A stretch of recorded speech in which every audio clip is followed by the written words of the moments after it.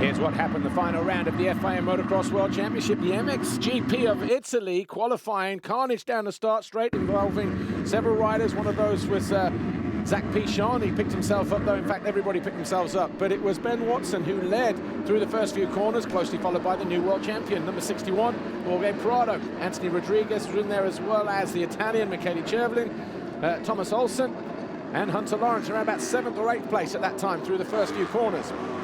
Prado tried to muscle his way down the inside of the Khmer Yamaha to take over the lead, but he had to wait just a little bit longer. Eventually, though, on the start of the second lap, the young Spaniard out-dragged the Yamaha rider, took over the lead at the top of the hill. Meanwhile, Thomas Olsen was moving past Michele Chervelin to get his Rockstar Energy Husqvarna into 5th place.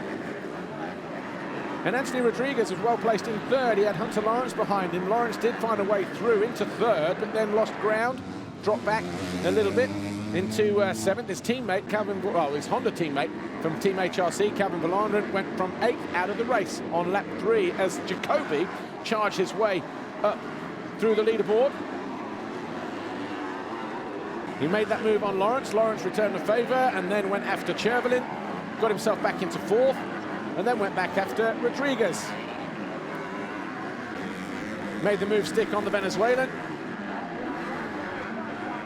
He would eventually come home in 5th place. Lawrence came home in 4th position, that move happening just after the halfway stage. In the latter moments of the MX2 qualifying race, though, the Rockstar Energy Husqvarna number 19 started to close in on the Khmer Yamaha of Watson as those two fought over 2nd. Last lap, 2 corners to go. Olsen tipped into the side of Watson. He went down, Watson ran off track, but it was Prado who came home victorious for the 10th time in the MX2 qualifying from Watson, Olsen and Lawrence. Anthony Rodriguez came home in 5th, Michele Chervelin was 6th, Henry Jacoby 7th, and Thomas Covington 8th. Yeah, it was a good race. Got 2nd in the start and then made a pass real quick, so that was really good. Could do my, my own lines. Good speed, feeling really good for tomorrow.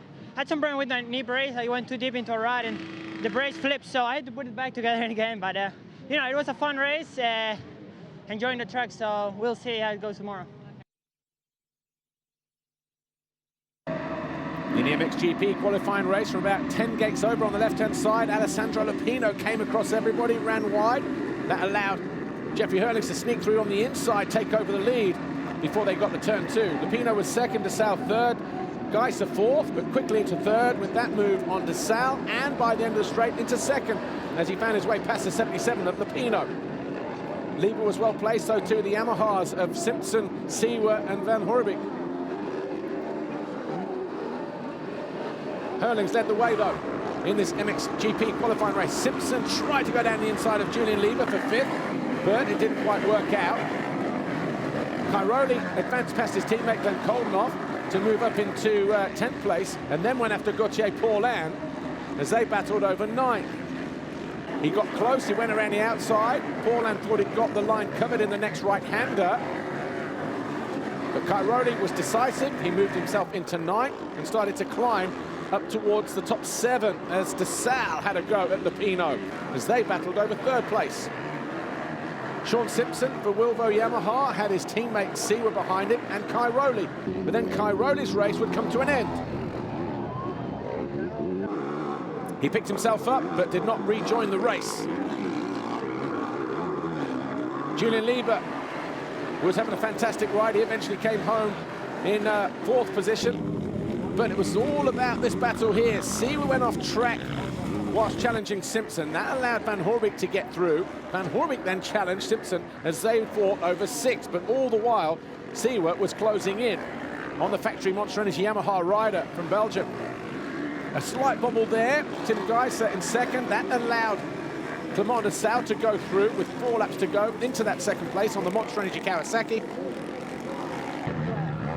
And then the battles here. Seewer nipping down the inside of Van Horebeke in the latter stages of the race, and then up the inside of his teammate who had a mistake in the run up that rhythm section. That put Seewer 6, Simpson 7, and then Van Horebeke 8, Paulin 9. But for the 13th time, it was Jeffrey Hurlings winning the MXGP qualifying race from DeSalle, Geiser, Lieber, Lupino, Seewer, Simpson and Van Horebeke.